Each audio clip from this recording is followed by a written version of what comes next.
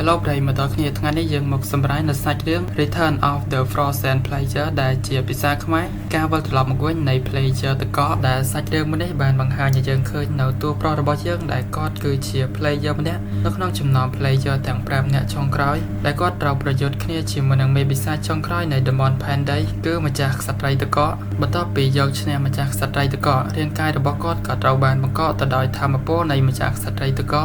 ដើម្បីអាចបំបែកវាបានតម្រូវឲ្យគាត់ស្រូបយកនៅធម្មពលស្នូលនៃម្ចាស់ក្សត្រីតកឲ្យបានពេញលេញ 100% រយៈពេល25ឆ្នាំក្រោយមកបន្ទាប់ពីគាត់ភ្ញាក់ឡើងមកវិញអ្វីដែលគាត់ត្រូវធ្វើនោះគឺជួយមិត្តភ័ក្តិរបស់គាត់ដែលជា player 4នាក់ផ្សេងទៀតដើម្បីអាចជួយពួកគេទាំង4បានគឺតម្រូវឲ្យគាត់បញ្ជាក់ពីការកាន់កាប់ skill Frost X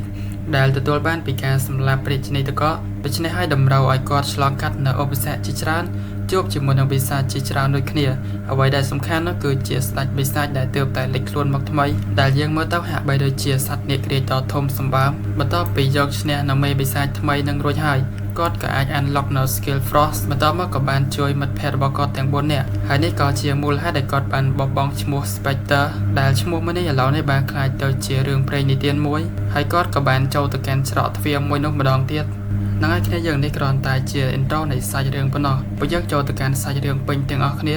ដែលចាប់ផ្ដើមឡើងយើងឃើញហាវ៉ៃដូចជានៅក្នុងវាមានតកដែលមានមនុស្សពីរនាក់កំពុងតែប្រឈមមុខនឹងគ្នាដែលម្នាក់គឺជាម្ចាស់ក្សត្រីតកនិងម្នាក់ទៀតគឺជា Spectre ដែលជាតួប្រុសរបស់យើងហើយក៏ជា player ម្នាក់នៅក្នុងចំណោម player 5នាក់ចុងក្រោយនៅពេលនោះផងដែរម្ចាស់ក្សត្រីតកក៏បានសួរទៅកាន់គេតើគេមានអារម្មណ៍យ៉ាងម៉េចដែរនៅពេលដែលបានមកដល់ទីនេះដោយការលះបង់មិត្តភ័ក្តិរបស់គេឲ្យនៅស្លាប់Spectre ឆ្ងល់ជាមួយនឹងពាក្យស្លាប់បន្ទាប់មកគាត់ក៏បានដកដាវនិយាយថាពួកគេមិនមែនជាមនុស្សដែលអាចស្លាប់ងាយស្រួលនោះទេគាត់បានបន្តទៀតថាក្រៅពីនេះអ្វីៗនឹងត្រូវបានបញ្ចប់ប្រសិនជាគាត់អាចសម្លាប់នាងបាន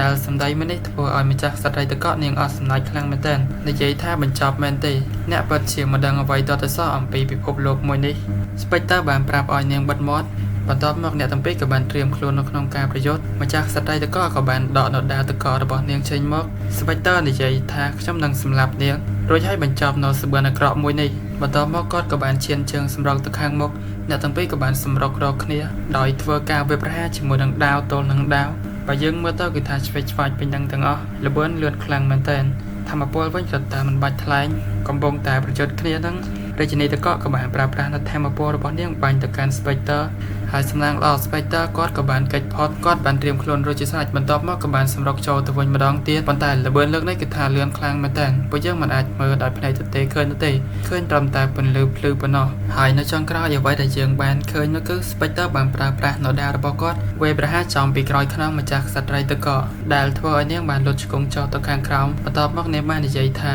វាក៏ពិតជាកំ pl ែងខ្លាំងណាស់ Spectre បាននិយាយទៅវិញថាគាត់គឺមិនអាចនិយាយដូចជានាងបាននោះទេប៉ុន្តែនៅពេលនោះយើងក៏បានឃើញធម្មពលមួយបាញ់ចេញពីរាងកាយរបស់ម្ចាស់ស្ត្រីតកអំឡុងពេលនោះក៏មាន system បានប្រាប់ថា Spectre កំពុងតែស្រូបយកធម្មពលរបស់ម្ចាស់ស្ត្រីតក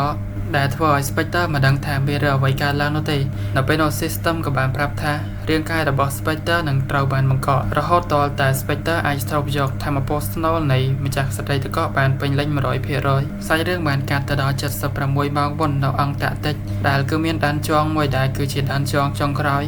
ដែលគឺជាសម្បុករបស់ម្ចាស់ស្ត្រីតក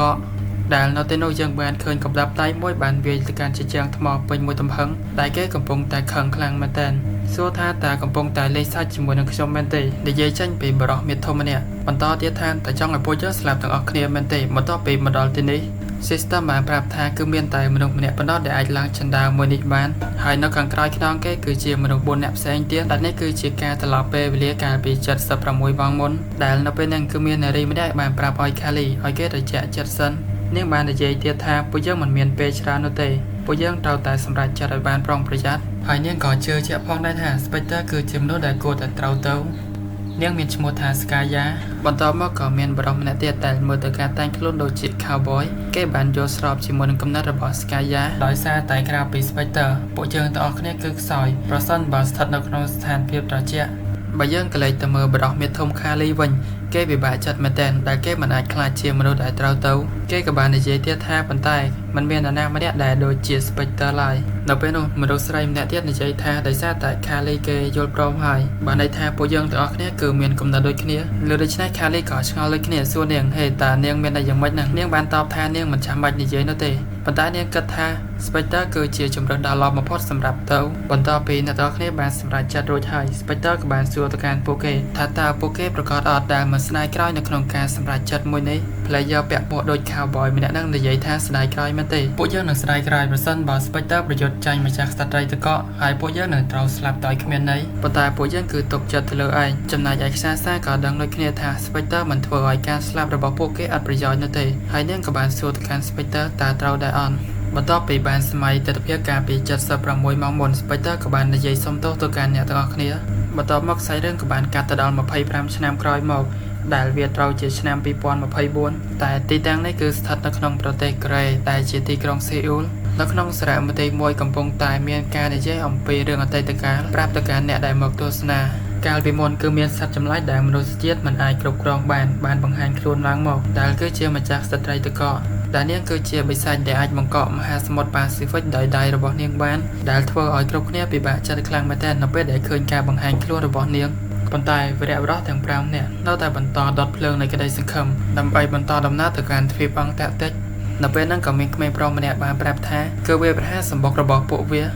លើបែបហ្នឹងអ្នកដែលទឿនរឿងក៏បានសរសើរគេអាយុមិនច្រើននោះទេប៉ុន្តែគេគឺឆ្លាតខ្លាំងណាស់បន្ទាប់មកក៏បានផ្ទាល់ដៃមួយផាច់ប្រាប់បន្តទៀតថាពួកគេគឺជា Legendary Player ដែលបានបង្កើតសមិទ្ធផលធំបំផុតនៅក្នុងប្រវត្តិសាស្ត្រដែលពួកគេត្រូវបានហៅថាវីរបុរសទាំង5ឬក៏ជា The Five Hero បន្ទាប់មកក៏បានប្រាប់អ្នកគ្រប់គ្នាឲ្យបង្ហាញការគោរពទៅដល់វីរបុរសទាំង5ដែលបានកម្ចាត់ម្ចាស់ស្ត្រីទឹកកកនិងតំបន់សុវត្ថិភាពជាច្រើនដែលបានលេចឡើងនៅលើផែនដី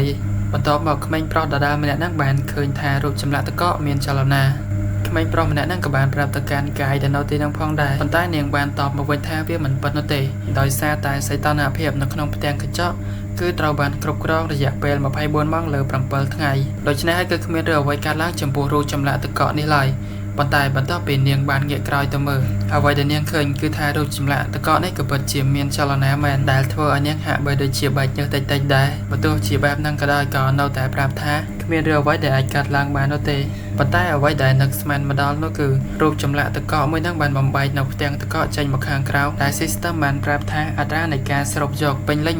100% ហើយអ្វីដែលយើងបានឃើញចេញពីផ្ទាំងទឹកកកនេះគឺជា Spectre ហើយ system ក៏បានអបអរសាទរ Spectre ផងដែរចំណែកឯ Spectre បន្ទាប់ពីចេញមកខាងក្រៅរាងកាយរបស់គាត់ទទួលរងនូវសម្ពាធត្រជាក់ខ្លាំងមែនទែន system បានប្រាប់ទៀតហើយថាបន្ទាប់ពី Spectre បានស្រូបយកថាមពលរបស់ម្ចាស់ស្ត្រីទឹកកកបានទាំងស្រុង Spectre គេទទួលបាននូវជំនាញថ្មីគឺ Frost Edge ដែលធ្វើឲ្យ Spectre គេឆ្ងល់ខ្លាំងមែនទែនចំណែកឯគ្រប់គ្នាដែលនៅក្នុងសារមន្ទីរនៅពេលនេះគឺកំពុងតែផ្អើលឆាឡោវាពេញឡើងហើយសាច់រឿងនៅក្នុង chapter នេះក៏ត្រូវបានបញ្ចប់